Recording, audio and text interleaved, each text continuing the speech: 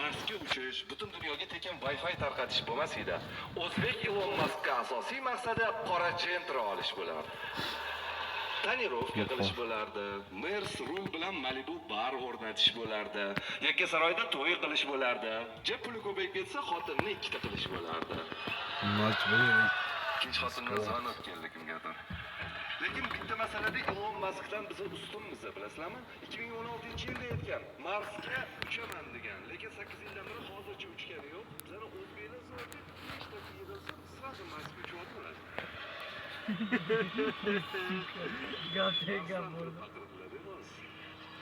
Lekin Elon Muskdan ustun taraflarimiz haqiqatda kam emas. Chunki o'zbek xalqidan Alisher Navoiy chiqqan, Zahiriddin Muhammad Bobur chiqqan, Mirzo Ulug'bek chiqqan, Amir Temur chiqqan. Eng yomoni bilasizlarmi nima? 6 asrdan beri Alisher Navoiy chiqqan, Amir Temur chiqqan, Bobur chiqqan. Yo'q, men Xo'jayevga o'tib ketganman.